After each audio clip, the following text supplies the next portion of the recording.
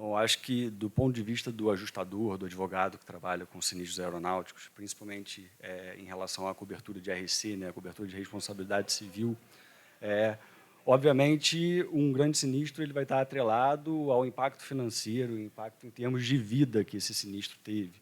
Mas não necessariamente. Eu acho que a gente, muitas vezes, lida com alguns casos que podem não parecer ter um impacto, vamos supor, como o 11 de setembro, em que a gente, né, teve destruição de 2 torres de 110 andares e mais de quase 3.000 mortos, ou como o caso de Tenerife, que 2 Boeing 747 colidem e mais de 500 pessoas acabam perdendo a vida. Eu acho que existem casos que, às vezes, não têm tanta repercussão na mídia, mas que, para nós, enquanto reguladores, tem um grau de complexidade grande. E também para o operador, porque acabam tendo um impacto na operação do operador muito grande, e, às vezes, até na operação de terceiros. Se a gente pensar, por exemplo, no caso de uma pequena aeronave comercial, que há cerca de uma pequena aeronave privada, que há cerca de 2 anos né, teve um problema com os pneus na pista do aeroporto de Congonhas, e interditou a pista por mais de 9 horas, e isso causou uma disrupção enorme na malha aérea do país inteiro, pela centralidade que o aeroporto de Congonhas representa. E isso, do ponto de vista do operador, do terceiro, tem um impacto muito grande, ainda que a gente não esteja falando em perda de vidas e que o impacto financeiro direto desse sinistro não seja tão grande. Do ponto de vista do regulador, eu acho que do advogado, existem situações que, às vezes, têm um alto grau de complexidade. A gente já trabalhou lá no escritório um caso envolvendo, por exemplo, uma aeronave que fazia o transporte aeromédico de pessoas indígenas numa tribo remota, né, no interior do Acre, e isso trouxe diversas complexidades, né? Esse caso levou ao falecimento de uma pequena criança, né? E ela era indígena, e essa comunidade indígena, em particular, eram considerados indígenas isolados. Então, por exemplo, para a gente indenizar esses indígenas era muito complexo, porque precisava envolver o Ministério Público, precisava envolver a FUNAI, você estava falando de uma área muito remota, muito difícil de chegar, e então isso representa dificuldades para a gente, em um caso que talvez não tenha tido repercussão nenhuma na mídia e que não seja tão grande quanto um Tenerife ou um 11 de setembro. Só complementar, quando a gente fala muito aqui é o nosso painel de seguros, né? Então, seguros aeronáuticos, a gente não necessariamente pode estar falando aí de uma ocorrência aeronáutica envolvendo aeronaves, né? Então, como para quem trabalha no ramo, a gente está se deparando aí muito com responsabilidade civil. Nosso tema aqui é de vítimas, né? De atendimento a terceiros, a familiares também. E a gente tem se deparado muito no setor de aeroportuário, hangares e etc. Então, a gente observa outro ponto muito relevante, é que, historicamente, a intensidade, né, o fator climático tem sido, talvez, aí um pouco mais forte, não sei se foi pelos fenômenos que a gente vem passando no último ano, né? Agora indo para El Niño de novo, mas a gente tem tido ocorrências bem relevantes que a gente já trata como relevante, essa é a origem da pergunta, de ocorrências de hangares que desaba o hangar, que desaba talvez toda aquela estrutura, e isso a gente se enquadra no seguro aeronáutico. Tá? A gente vai dar o mesmo tratamento de acionamento de prestadores, de atendimento a vítimas, com certeza. A gente está falando de seguro de responsabilidade civil e não envolvendo aeronaves. Então, acho que vale reforçar esse ponto aí, que o ramo aeronáutico, a amplitude dele não se restringe somente a aeronaves. Isso que o Polizzi falou tem acontecido muito, né? Acho que até situações menores, né? Eu frequento muito hangar, né? Você vê o cara fazendo um pushback de uma aeronave, você vai no aeroporto, outro dia eu fui no Catarina, não sei se tem alguém no Catarina aqui, mas eu fiquei impressionado. Tinham 6 pessoas em volta, talvez seja o procedimento padrão e adequado para você manusear uma aeronave, né? Agora, você vai em aeroportos menores, ou algum hangar menor, tem um cara puxando um avião e acontece direto. Ponta de asa com ponta de asa, cauda, profundor do avião que bate no teto do hangar, enfim. Isso ninguém fica sabendo, né? A não ser as pessoas envolvidas no processo, né? Então, assim como outros acidentes, que a mídia não tem acesso, que muitas vezes envolve vítima fatal, né? Você pega a aviação agrícola, isso é um acidente muito pouco expostos na mídia, né? Que tem vítima fatal, né? Então, são sinistros. Hoje, um avião agrícola também tem um alto valor agregado no casco, né? Então, são sinistros também com grande monta e que muitas vezes nem é divulgado e quem não está no segmento ali não fica nem sabendo o que aconteceu. Eu acho que até complementando um pouco essa pergunta dos grandes sinistros, né? Claro que quem trabalha com isso está mais acostumado, né? É mais familiar, mas para quem não conhece, como é o processo desde o momento lá que o operador, né, a companhia aérea faz a notificação de um sinistro até o momento que ele é encerrado? Como é esse processo? Porque tem que passar por todas essas etapas, né? Por todo mundo. Como funciona? Né, como a gente falou, tem muita complexidade, né? Então a gente não consegue, imagino, estimar um tempo, um prazo. Como funciona, né? Como que é esse processo? Tá, vou falar do ponto de vista corretor-cliente, né? O que é a primeira coisa que a gente aconselha o cliente? Acionar o CENIPA, né? Não sei quem estava ali na palestra do CENIPA, mas fazer a abertura com eles, né? Não mexer na aeronave, em primeiro lugar. Claro, se tiver uma situação onde possa estragar mais, se tiver vítimas, acho que o primeiro movimento é o cuidado com essas vítimas, né, com as pessoas envolvidas, terceiros envolvidos, né, e a gente faz a abertura do processo junto à seguradora, onde a seguradora vai estipular um perito regulador, né. Meu professor aqui, brigadeiro Carlos Alberto ali, é um dos que fazem esse trabalho. A gente aprende muito aí trabalhando junto e a gente vai iniciar a regulação, né. Não tem jeito. Todo cliente, quando tem um sinistro, acha que não vai receber. É batata. Sempre a preocupação do cliente, a certeza que não vai receber, que a seguradora vai procurar pelo em ovo para não pagar. Muitas vezes procura, né? Mas, enfim. Acho que é um trabalho que vem desde a cotação do corretor ajudar a fazer um seguro bem feito para quando tiver um sinistro não ser negado. Então, inicia esse processo de regulação com o perito, né? A gente, como corretor, acompanha esse processo de perto. Muita gente não sabe também, mas no seguro aeronáutico é um seguro base reembolso. Então, o cliente, o operador da aeronave, ele paga todos os reparos mediante a aprovação da seguradora, para, no final do processo, ele receber a sua indenização descontado de eventual franquia aí que seja aplicável. No caso de envolver vítimas, né, RC, a seguradora também aciona o pessoal da CAR, normalmente, na maioria dos casos, né, assim como tem outros escritórios aí que participam, onde eles dão também todo o suporte de atendimento aos envolvidos, né. Então, acho que a gente junta aí um grupo de trabalho, né, de forças diferentes, acho que todos com o mesmo intuito de fazer o negócio ser o mais rápido possível da parte da indenização do casco e o mais ou menos doloroso possível na parte de RC, quando a gente está falando de algum óbito envolvendo pessoas, famílias, que é sempre muito delicado.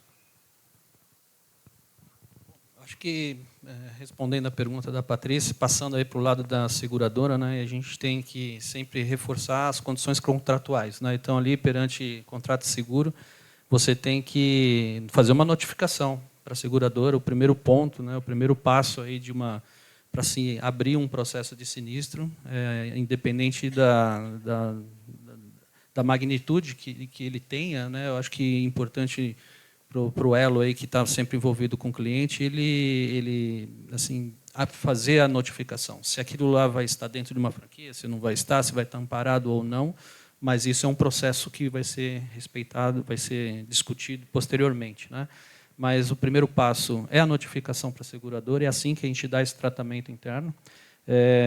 Passando aí pela essa notificação à seguradora, talvez um breve relato, pode ser de poucas linhas ou bem detalhado, e a gente faz os nossos acionamentos, como o Duda comentou, a gente tem, a seguradora ela não tem um corpo de peritos especializados, né, 100% que vai sair a campo, então a gente tem os nossos prestadores muito qualificados, né, que ele vai fazer todo um papel que a gente já discutiu, desde ontem a gente vem discutindo aí em palestras e etc., qual o papel do nosso regulador, tanto na parte de casco, de danos materiais, tanto na parte de responsabilidade civil quando envolve terceiros, né? Então, acho que esse são os breves passos aí que devem ser respeitados, né? É importante, sempre faço e acho que perder um tempo dando a lida na pólice, que é muito importante, né? Eu acho que ali o perito que ele vai estar a campo, né, não tanto de responsabilidade civil, mas o de danos, né, danos materiais, ele vai trazer informações para a gente fazer enquadramento na pólice.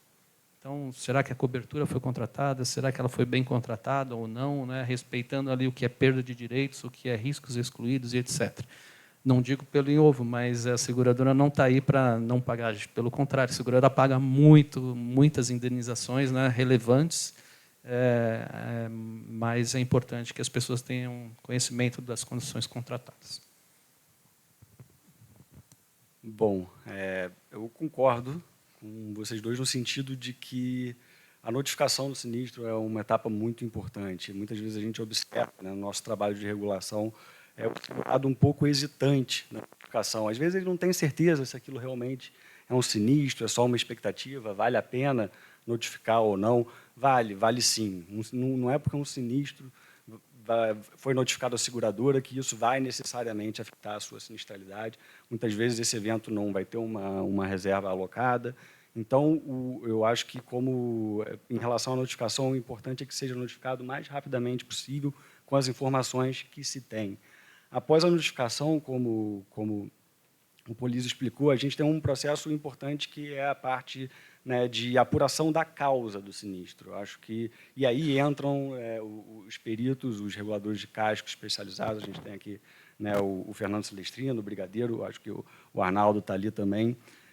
E são eles que vão ser responsáveis por tentar entender o que houve. Muitas vezes a gente não tem essa resposta na hora, mas é importante tentar entender o que houve justamente para ter um enquadramento daquele evento na pólice, saber qual cobertura vai ser acionada, saber se tem alguma cláusula que a gente tenha que observar em termos de perda de direito ou de exclusão de cobertura, para aí sim entrar o nosso trabalho, né, como reguladores de IRC, como os advogados que vão estar ali responsáveis por apurar os danos, né, sofridos pelos terceiros. Esse é um trabalho que a gente vai fazer junto à seguradora, junto ao corretor. A gente precisa ter uma interlocução muito boa com todas as partes envolvidas para que, finalmente, a gente obtenha uma instrução da seguradora, seja para negociar um acordo com o terceiro, ou se a gente, nos poucos casos em que talvez um acordo não seja viável,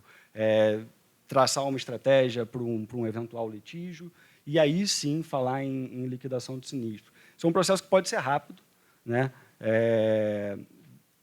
Pode ser um pouco mais lento, vai depender de muitos fatores. Às vezes, os grandes acidentes, os grandes sinistros, né, eles costumam ser até um pouco mais rápidos. Pela repercussão que isso tem, o assunto acaba sendo priorizado. Principalmente em acidentes envolvendo linhas aéreas, a gente tem experiências como programas de indenização e câmeras de mediação que acabam acelerando esse processo de indenização. Então, a gente tem experiência de acidentes envolvendo mais de 50, 100 vítimas fatais, em que todos os familiares dessas vítimas foram indenizados em até um ano. Por outro lado, a gente tem casos, né, que às vezes parecem um pouco mais simples, que se prolongam aí por vários e vários anos. Isso eu acho que vai depender muito do caso concreto e de questões mais circunstanciais. Essa pergunta a gente recebeu de vários lugares diferentes, então a gente colocou aqui. Quais medidas podem ser tomadas pelos operadores de aeronaves para a prevenção de sinistros? Aí a gente pensando até no pequeno operador mesmo, até uma linha aérea, o que vocês acham? Quais medidas podem ser tomadas aí para a prevenção mesmo de um sinistro? Bom, na minha opinião, acho que treinamento, né? Treinamento, conscientização. Grande parte da minha carteira é da aviação geral, né? Aviação agrícola. Então, a gente se depara com uma série de acidentes. Acho que todos sabem que a principal causa de acidentes é fator humano, né? Então, investimento em treinamento é difícil você conscientizar um operador, um proprietário. Aí, claro que depende do tamanho da aviação que a gente está falando, mas eu acho que o pessoal da aviação agrícola, principalmente, aprendeu na marra, né, com quantidade elevada de acidentes aí que eles vêm tendo nos últimos anos, a investir, né, em treinamento dos seus pilotos, da conscientização. Acho que, na minha opinião, esse é o principal investimento. O cara gasta tanto com outros custos dentro da linha da operação da aeronave. Quando você vai olhar o investimento em treinamento, ele é irrisório, perto, né, do custo de combustível, do próprio custo de seguro hoje em dia, piloto, enfim. Então, essa conscientização, para mim, é o fator mais importante aí. Quando a gente fala em prevenção, né, prevenção a gente escuta bastante e assim, eu acho que a seguradora ela tem assim, talvez algumas ações tomadas pela seguradora, às vezes pode trazer assim talvez impactos, né, de junto ao operador, mas a gente assim, sempre a gente vai estar pensando de que forma a gente pode prevenir, né? Então o fator humano, como o Duda comentou, na estatística já diz, tanto na estatística do CIPAER, de toda a nossa história, não só no Brasil, de fato, o fator humano operacional é o que nos traz mais preocupação, né? Então, o quanto que a gente pode trabalhar em cima disso, seja de uma forma de, primeiro, quando você fala em treinamentos ou pode ser, acho que até regras, né, que você ponha em condições de apólice. Obviamente que a apólice de seguro ela sempre tem que refletir a regularidade de uma operação. Quando a gente fala assim, condicionado a essa apólice tem garantia com a condição de um piloto legalmente habilitado. Quando você já coloca 3 palavrinhas assim, numa uma ocorrência de sinistro, ele tem que estar legalmente habilitado. Ele não pode estar com a sua carteira vencida, seu exame médico vencido, ele tem que estar regular. Ponto. Algumas considerações aí com relação à aeronave quanto à sua regularidade, né? Quando a gente fala, poxa, mas no seguro meu certificado de aeronavegabilidade ele está suspenso, mas vamos fechar o seguro? Eu falo, bom, a gente não vai fechar o seguro, porque se ela está irregular perante a autoridade, a gente tem que caminhar juntos, né? Então, são várias ações que a gente pode tomar por parte da seguradora que a gente pode fazer uma prevenção de alguma outra forma, né? Então, fora as outras ações, né, que a gente, quando possível, investir, quando possível, sensibilizar mais, dar algum diferencial para quem investe, né, em prevenção, ou seja, em treinamento, principalmente, né? Então, a seguradora ela consegue diferenciar condições hoje para quem tem ou não um treinamento, quem tem ou não um simulador. Mesmo na aviação agrícola, eu acabei de sair de uma palestra ali que representou aí 25% dos acidentes aí no início desse ano, ou não me lembro o período, mas a aviação agrícola, se você puder incentivar de alguma forma, obviamente não assim, fazendo equilíbrio de custos e de despesas, mas se você puder incentivar essa comunidade, né, dos pilotos em fazer o treinamento, é essencial. Tá? Então, o seguro vai ser mais barato para quem investe em treinamento. Então, assim, são pequenas situações, né, ou assim, no nosso dia a dia da seguradora que a gente isso a gente consegue, assim, para quem não está no dia a dia aqui, o seguro ele é muito ressegurado. Então, obviamente que a seguradora ela não banca um seguro sozinha, ela está ressegurando por trás, principalmente em grandes operações. Isso é muito bem-vindo para os resseguradores também, quando você está falando que está investindo em algo que seja relacionado ao fator humano operacional. Então, acho que esse é um ponto muito importante aí que a gente tenta incentivar cada vez mais, né? Então, o cliente, parceria mesmo, exato. Né? Quando o cliente ele vem e faz uma apresentação para a gente, o quanto ele investiu, ele falou, olha, não tinha necessidade de enviar meus pilotos para simulador, mas eu fiz isso no ano passado. Obviamente que a gente não vai fazer esse reembolso para ele do custo, mas, de alguma forma, a gente vai se sentir mal se não incentivar de alguma forma. Tá? Bom, essa é a visão da Mafre, mas eu espero que seja das outras também. Bom, falar em prevenção de sinistro para alguém que trabalha com sinistro talvez seja um pouco mais desafiador, porque muitas vezes a gente é acionado quando o sinistro já ocorreu, né? Mas, obviamente, a gente observa, né, algumas coisas no nosso trabalho que eu acho que ratificam e enfatizam isso que o Duda e o Polício falaram. Eu acho que a manutenção é muito importante. E não só a manutenção que você faz quando dá algum problema na aeronave ou quando tem alguma coisa esquisita, mas a manutenção preventiva, né, seguir as instruções do fabricante, eu acho que isso é muito relevante, principalmente na aviação geral, ainda mais atualmente que a gente tem uma certa disrupção nas cadeias de suprimento por conta, né, de guerra, de pandemia, e que a gente sabe que muitas vezes é difícil conseguir, né, peças e conseguir fazer essa manutenção de maneira célere, e às vezes você não quer ficar com a aeronave parada ali, né, precisando fazer uma pulverização, se for o caso de uma aeronave agrícola, ou fazer um transporte para uma plataforma, se for uma aeronave offshore. Então, acho que a manutenção preventiva ela é muito importante. Treinamento, obviamente, né? Eu acho que os simuladores estão cada vez mais modernos, tem que ter um investimento nisso, é mais fácil, obviamente, né, quando a gente está falando de aviação regular, de linhas aéreas, mas não dá para você desenvolver atividade, operar na área de aviação sem ter um investimento muito forte em treinamento. E muitas vezes a gente observa que quando um sinistro ocorre, depois de algum tempo, quando sai o relatório lá do CENIPA, quando a investigação é concluída, a gente vê que talvez o treinamento pudesse ter sido melhor. E eu acho que a gente teve um painel excelente aqui com a Heloísa mais cedo, com a Ana Flávia e a Tatiana também, falando de planos de resposta à crise.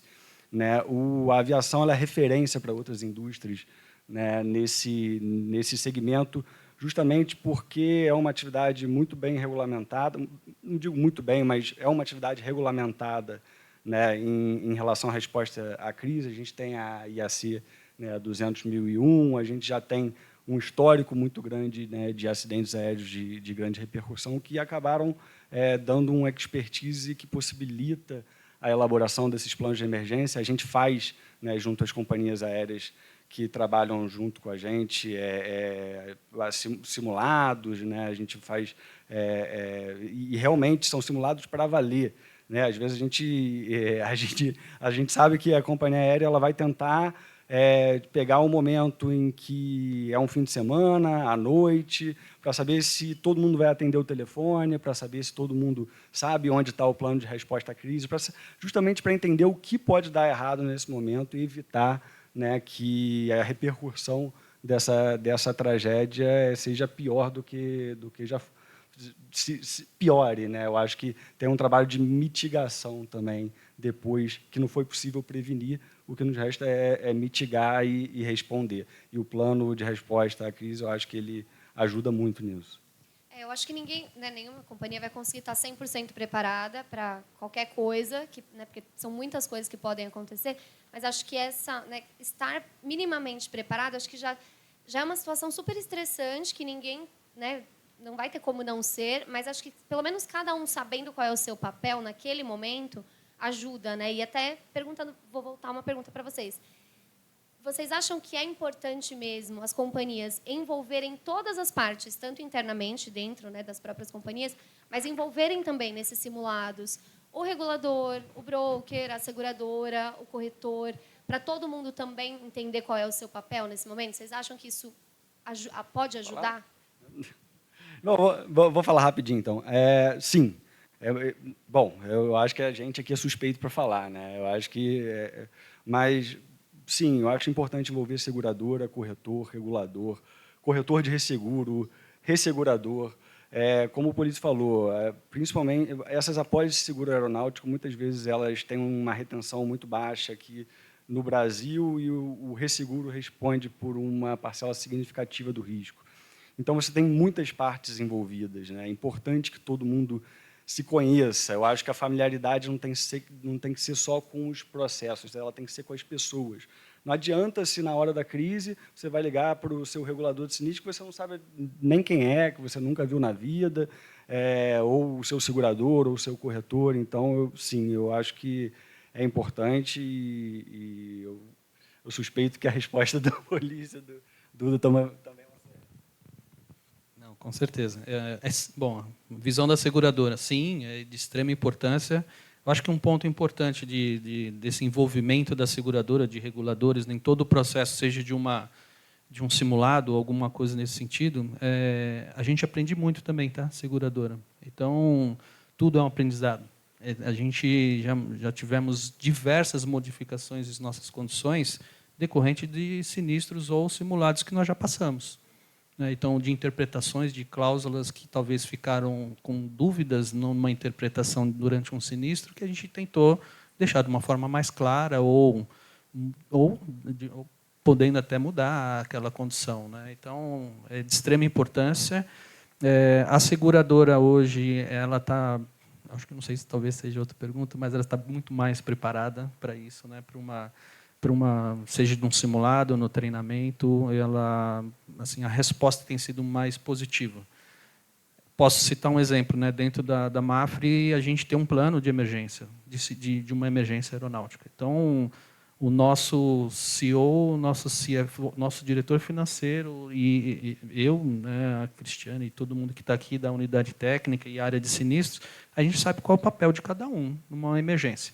E a gente sabe que o mercado nem sempre as empresas elas têm um plano de emergência. A gente está falando aqui, talvez um pouco mais aí de linhas aéreas e de empresas, empresas de frotas de táxi aéreo que possuem seus planos de emergência, etc. Mas tem outros tantos operadores que quem contrata o seguro é o proprietário e o piloto só.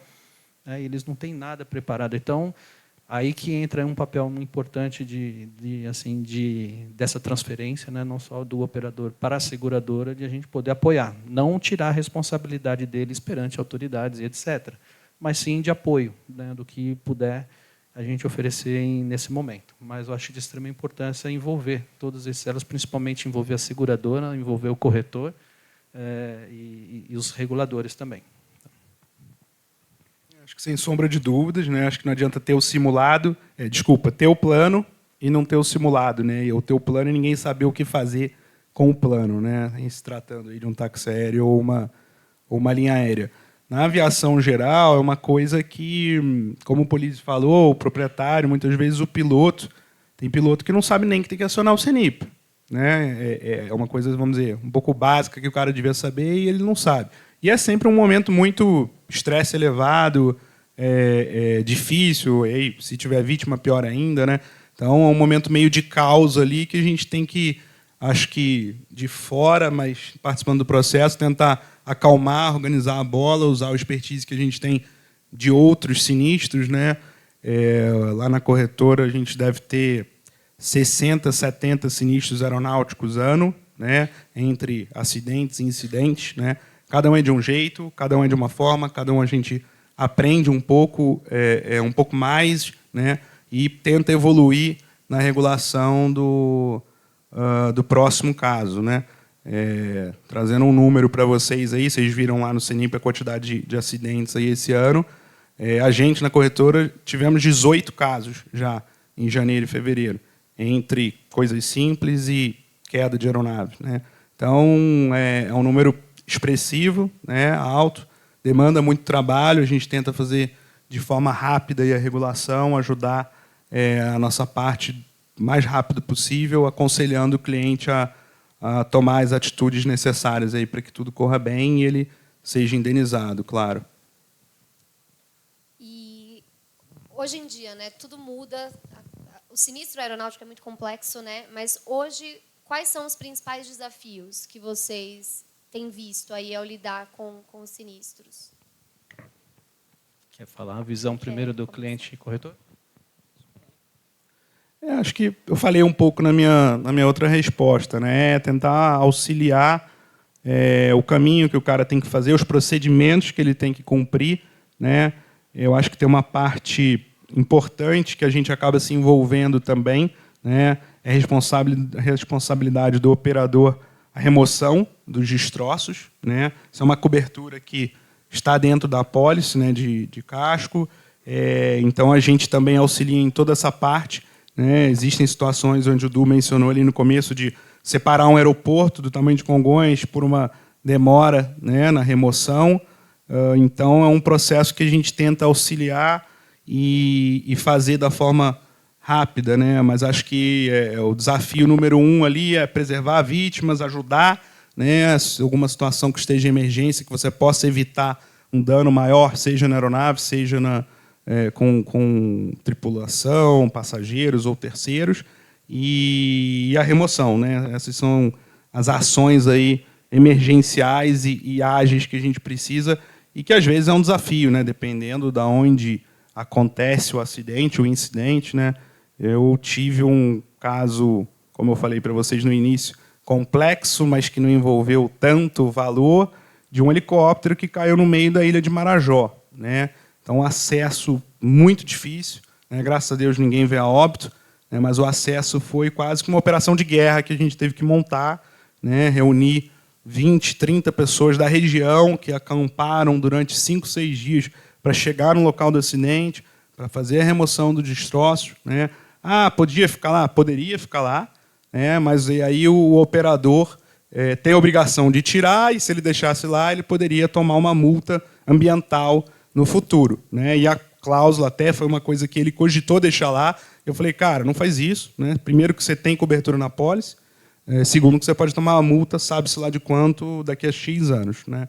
Então, foi uma operação de guerra, demorou 20, 30 dias para a gente conseguir tirar tudo, né? Voltar com os destroços, tivemos que alugar balsa, cogitou-se na época alugar helicóptero, os Kamov da vida para fazer içamento, era uma fortuna, e a gente acabou trabalhando manualmente com balsas e tirando os destroços lá da região. Aí você mandou o regulador ir lá. Aí o Carlos Alberto ficou lá. 20 dias lá. Aí alguém tem que fazer esse trabalho sujo. Brincadeiras à parte, eu adoro ir a campo, né? Sempre que eu tenho oportunidade eu vou, já fiz diversas regulações com o brigadeiro, lá no meio do mato de agrícola. Cara, é um aprendizado enorme. Como eu falei, cada sinistro é de um jeito e para a gente também é um aprendizado. Então, acompanhar isso de perto é interessante também. Legal. Bom, visão seguradora, né, os desafios aí do nosso dia a dia. Eu acho que dando um passo aí antes do sinistro, né, antes da ocorrência como um todo, a preocupação nossa, de fato, é a gente estar entregando uma policy, né, nós entregamos um papel, né, nós entregamos uma tranquilidade, uma reparação, e a gente entregar bem feito.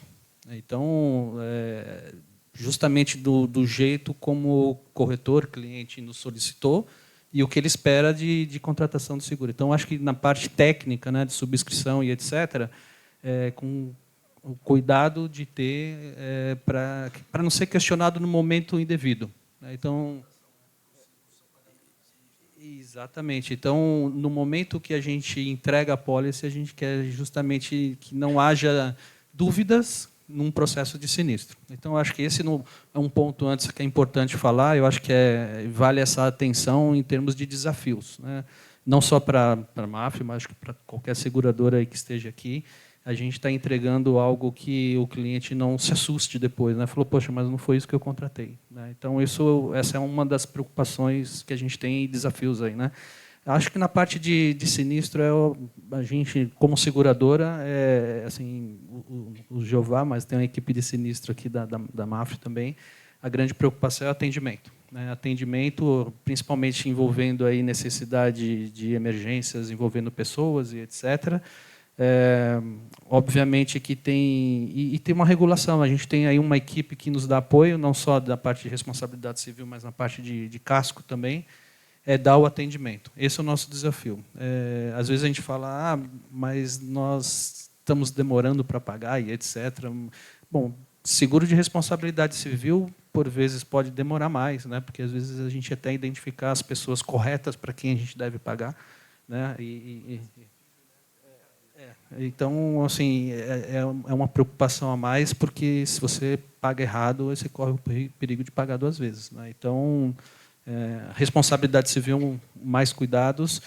Seguro de casco, o sinistro de casco, desafio nosso é tentar agilizar ao máximo aquela reparação, né? Fazer com que o operador reponha aquela operação dele o mais rápido possível. Bom, eu acho que do ponto de vista do regulador de RC, né, e como advogado também, eu acho que o grande desafio é saber como a gente vai apurar os danos, né, do sinistro.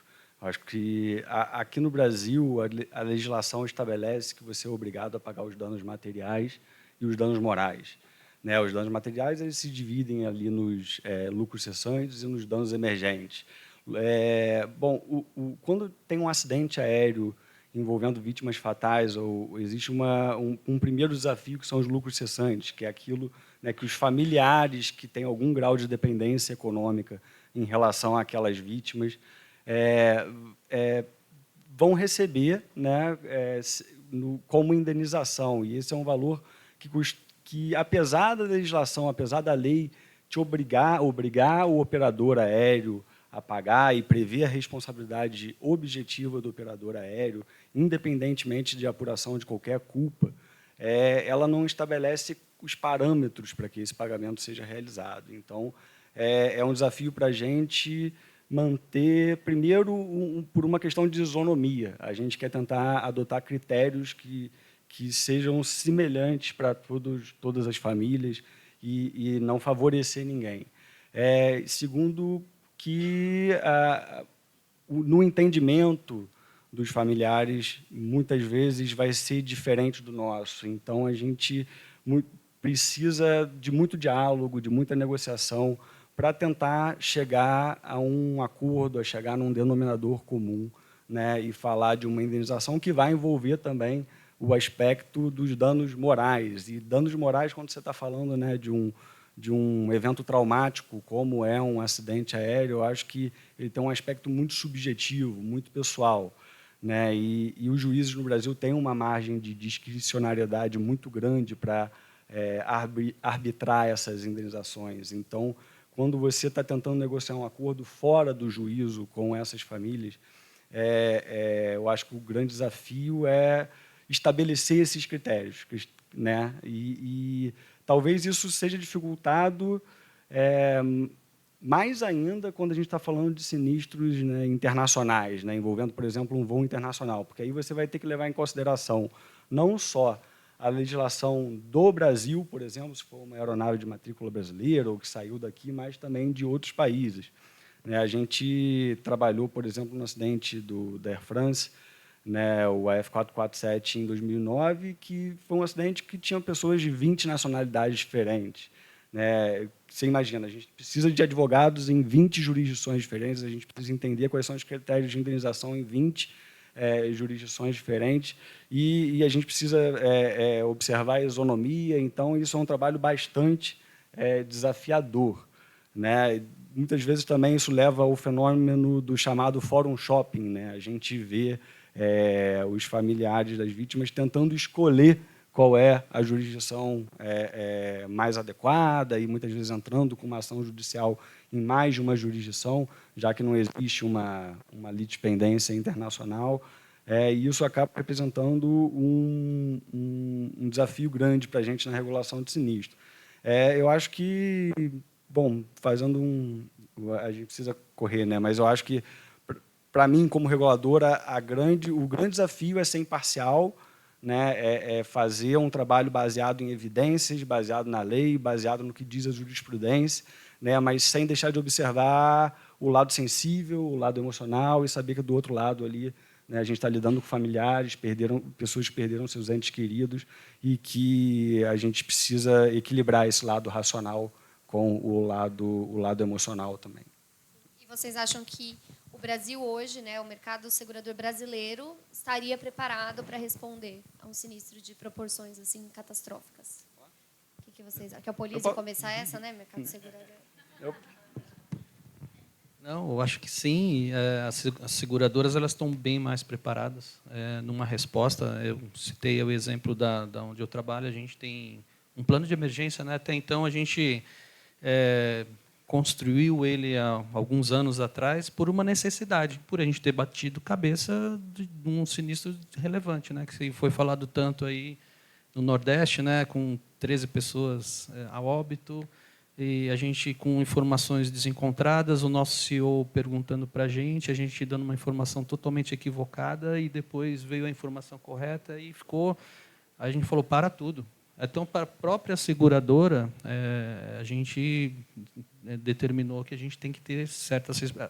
essa pessoa vai falar isso, você fala assim, a gente tem que, antes de falar, tem que saber a informação.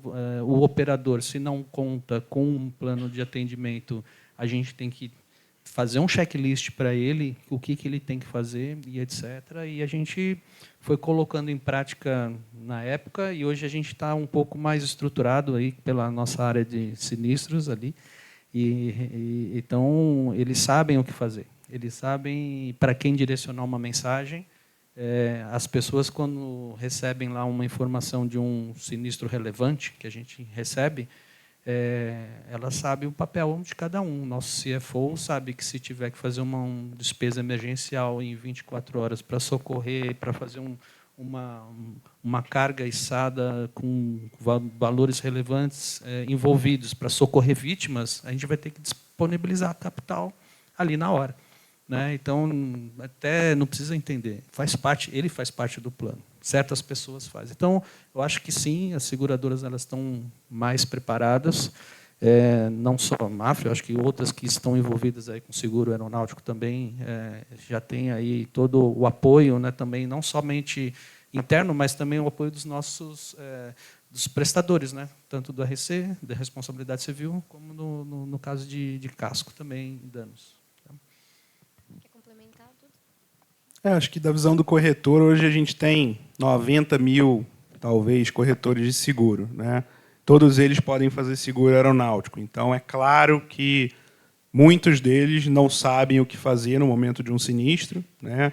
É óbvio que também os corretores especialistas, tem vários deles aqui, acho que têm o expertise, né, e já vivenciaram essa situação, sabem como tramitar. E é o que a gente fala sempre, né? Tem muita gente que gosta de fazer seguro com amigo, todo mundo tem um parente corretor de seguro, mas a parte aeronáutica é um pouco particular, né? Então, vender qualquer corretor consegue, mas acho que na hora de um sinistro, qualquer que seja, tem que ter um certo conhecimento e expertise do que está fazendo para ajudar, e não simplesmente mandar o operador ligar no 0800 da seguradora e resolver o que tem que ser resolvido, né? Então, acho que...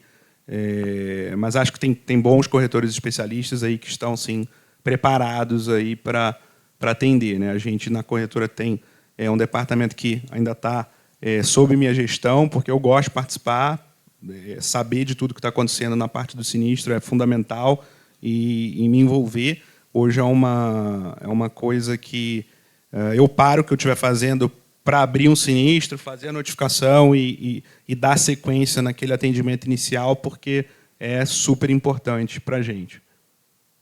Edu, quer complementar alguma coisa? Acho que posso falar rapidamente do ponto de vista do regulador, e mais uma vez, como advogado, a gente gosta de regra, a gente gosta de lei, né?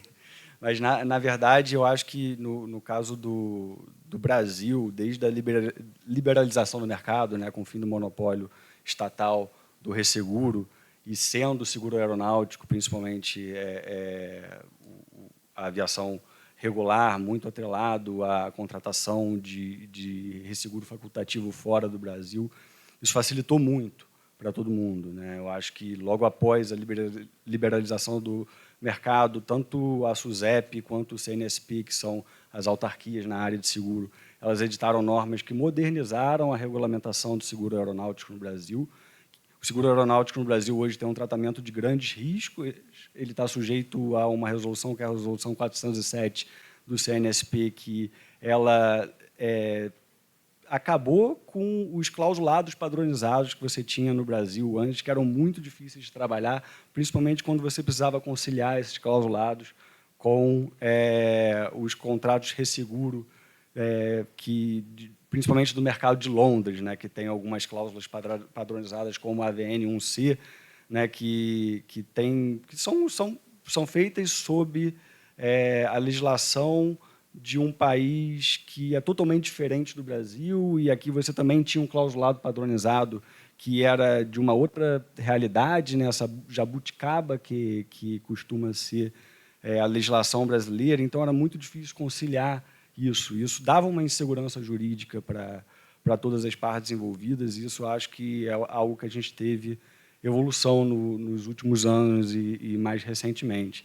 E eu acho que o Brasil, sendo um país de dimensões continentais e com uma frota de aeronaves enorme, acaba que todos os players, né, todas as partes envolvidas acabam adquirindo uma expertise, né, grande nessa área. O sinistro, se tem uma coisa positiva de um sinistro, é que ele é um aprendizado para o futuro. Então, como a gente acaba tendo muitos sinistros aqui, a gente acaba aprendendo bastante também, e eu acho que o mercado brasileiro está assim preparado para responder.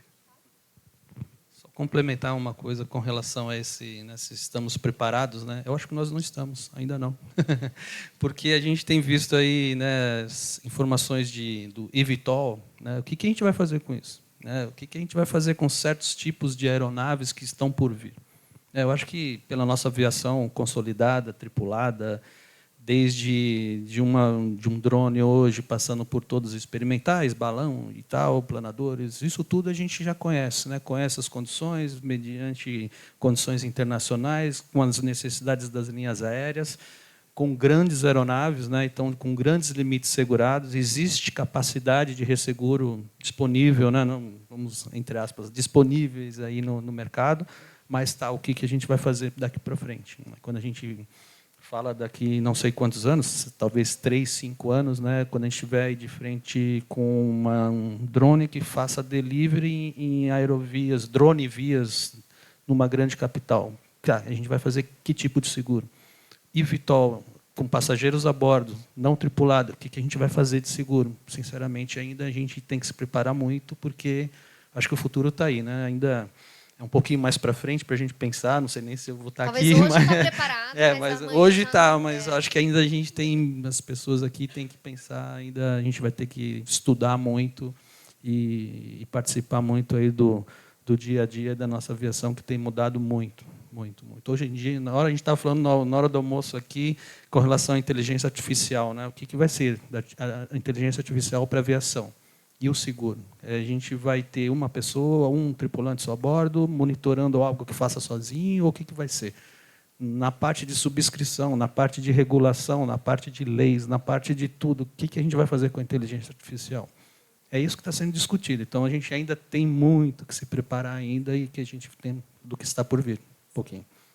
E hoje em dia, né, as informações elas são disseminadas em instantes, né? Todo mundo está com o celular na mão, já consegue, né, saber sobre tudo o que está acontecendo no mundo inteiro. O quanto isso atrapalha ou pode ajudar também, né? Quanto isso influencia, vocês acham, no momento ali da regulação de um sinistro?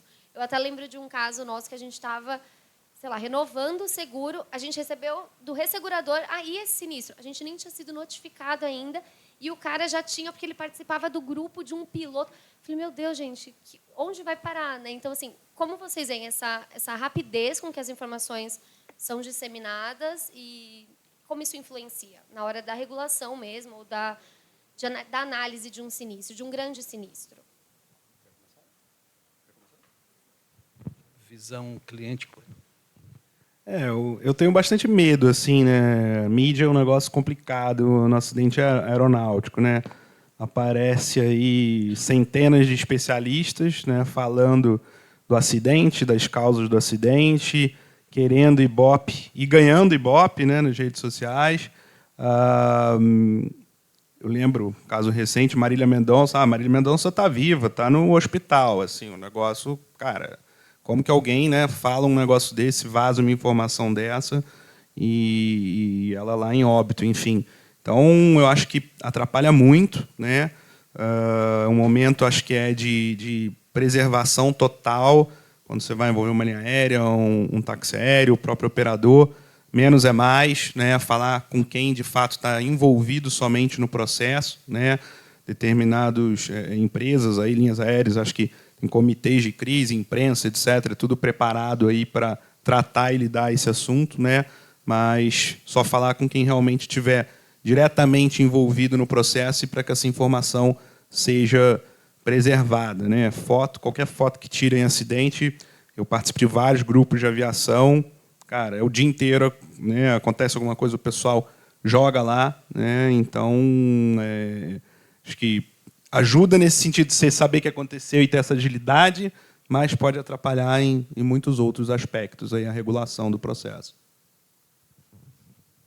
Eu só assim fiquei um pouco mais contente aí que ontem eu escutei numa palestra, né, do brigadeiro Carlos Alberto e hoje também ali na nossa palestra anterior ali do CENIPA, que existe sim eventos sendo direcionados para a mídia, né, para que certas pessoas se especializem mais, né. Eu acho que já mudou um pouco também, a mídia já está um pouco mais especializada. Não estou falando da rede social, estou falando da mídia especializada, assim, mas ela já melhorou bastante, né. Então hoje a gente vê pessoas dando depoimentos ou algo nesse sentido, mas a rede social de fato é uma coisa que às vezes pode contribuir e às vezes pode prejudicar, né. No momento aí um comentário, alguma coisa indesejada ali naquele momento. Para a seguradora, acho que a gente trabalha com fatos, né, e com situações, e obviamente que a gente vai passar todo esse período aí de mídia, de rede social, e depois a gente vai estar trabalhando paralelamente no que tem que ser feito, né? Mas às vezes pode atrapalhar também, tá? Porque às vezes a gente pode estar executando uma estratégia, né, e vem algo que alguém tem talvez um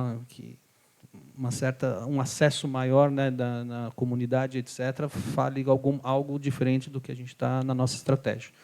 Mas isso a gente sabe que isso hoje em dia não tem como segurar mais, é automático, segundos depois. Como você comentou, acho que também a gente já recebeu chamado e falou assim: olha, você está vendo o que está acontecendo com o avião, mas o avião nem pousou, ele já está em emergência. Não, é porque eu estou vendo aqui, a pessoa informou que já está em emergência. Eu falei, nossa, a gente não está nem sabendo.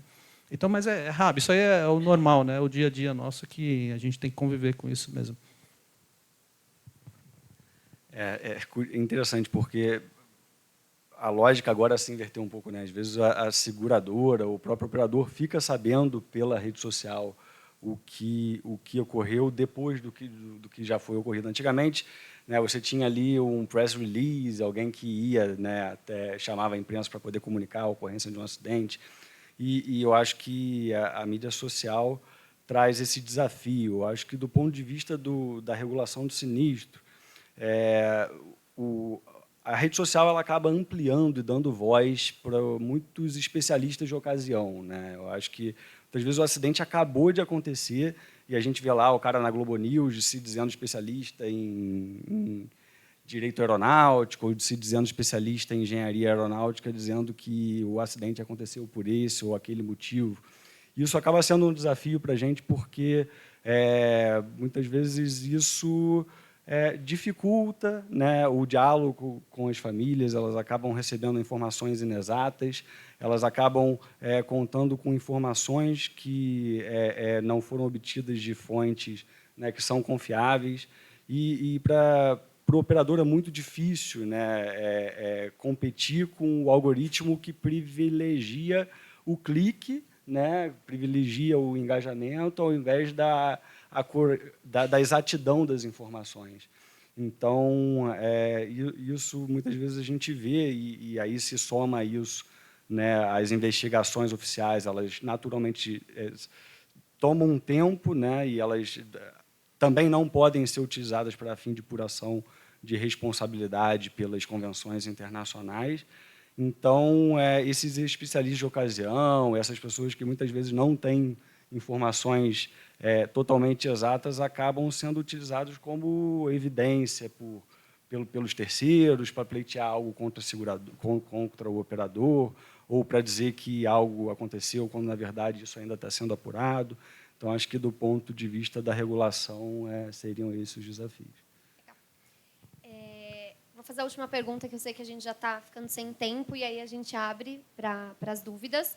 Mas algum de vocês quer compartilhar o caso mais complexo que vocês já enfrentaram em resposta a uma emergência, ou algum grande sinistro que vocês já trataram?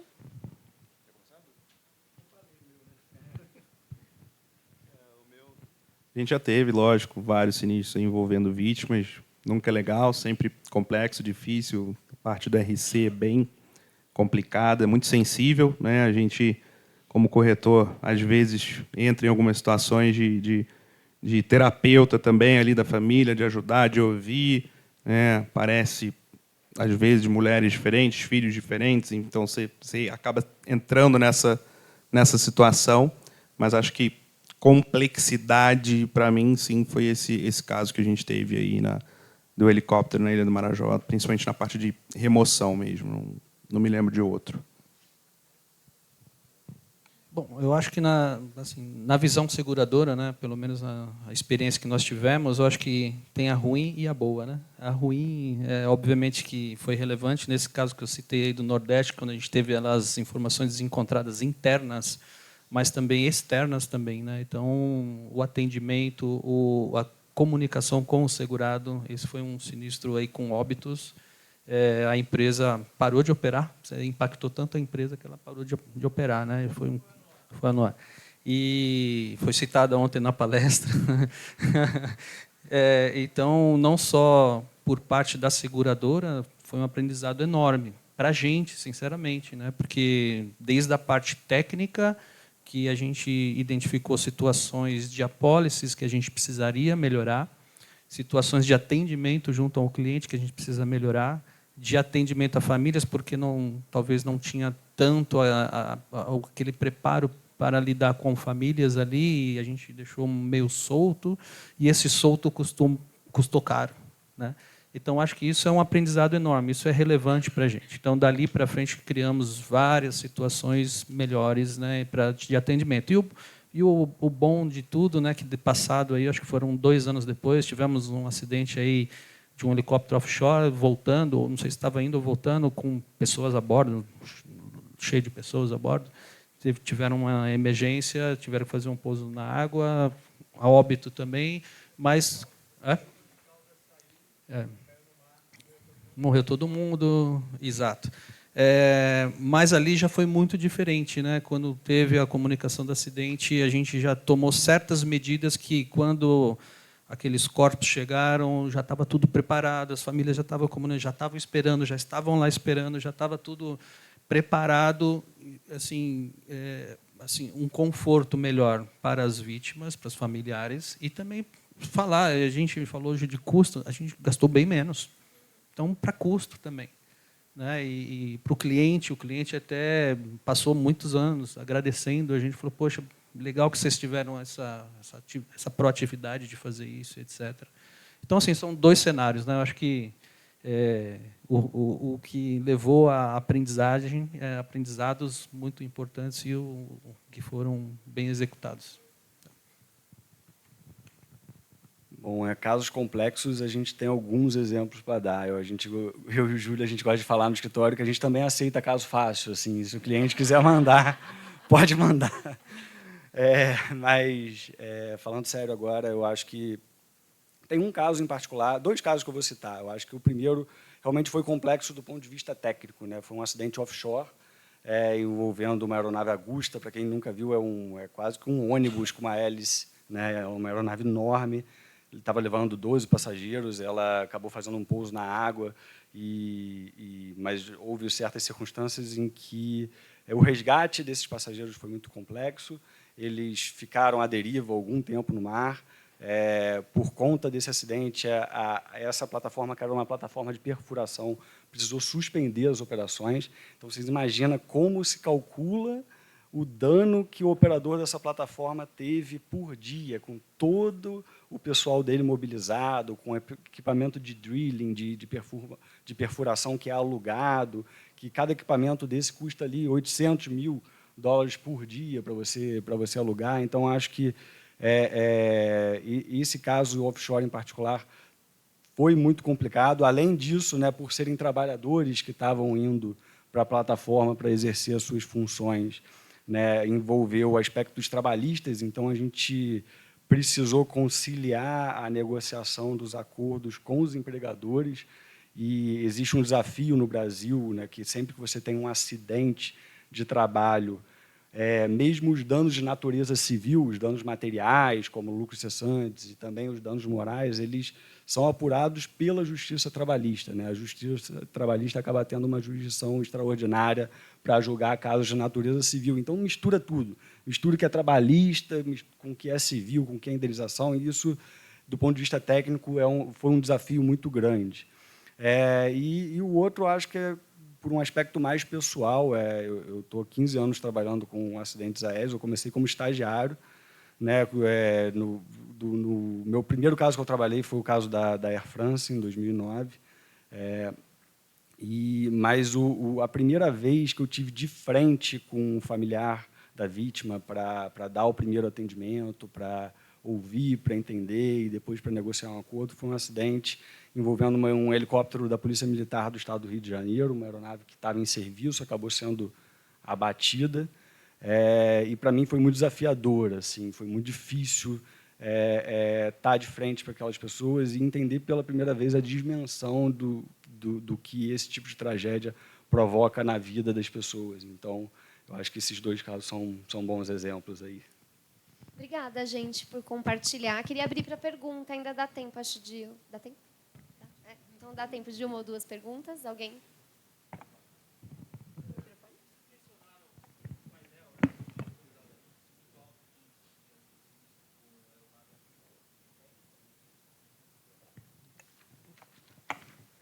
Sobre a aeronave agrícola, que eu notei que vocês, foi mencionado aqui em outros painéis que o número de acidentes com a aeronave agrícola é muito alto. E, geralmente a gente vê que está no mercado que o operador costuma, às vezes, respeitar algum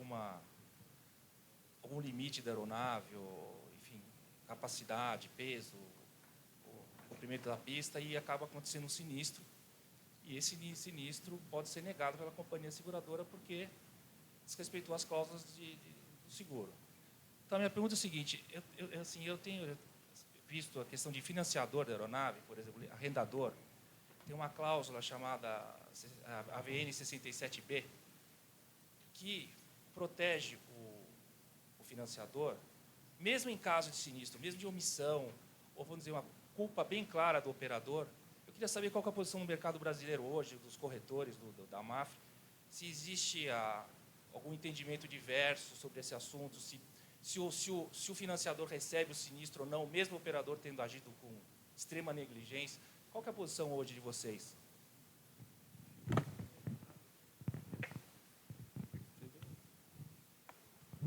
A gente teve no mercado, não posso dar mais detalhes, não foi comigo, teve um caso assim, né, onde a informação que eu soube é que sim, foi indenizado pro banco a aeronave, né, o casco. Eu já tive assim casos assim no seguro reta, onde também, né, no agrícola o cara estava levando 2 pessoas a bordo, o avião homologado para um, e o reta foi pago também, né, no caso terceiros e não para o banco, né. É complexo, né. Eu sei, eu não vivenciei esse caso, mas eu sei que existiu aí no mercado. E o voo por ser só agrícola, né, existem vários outros acidentes que não são por negligência ou desrespeito de alguma regra aí aeronáutica ou do próprio fabricante, de limitação do avião. Mas eu não sei se o Polísio aí pode complementar com algum caso aí de MAFRE, talvez, como a seguradora se portou numa situação dessa. Sinceramente, que eu me recorde, assim, com cláusula VN67B, dando garantia para o beneficiário, né, pelo agente financiador, não me recordo. A gente tem, sim, a aviação agrícola, ela é mais...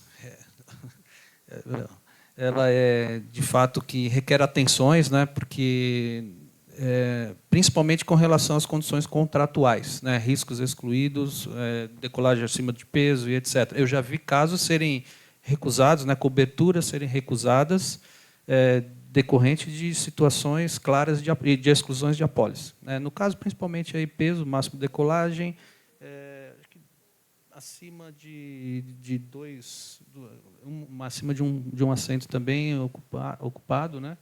Mas para o agente financiador, não conheço.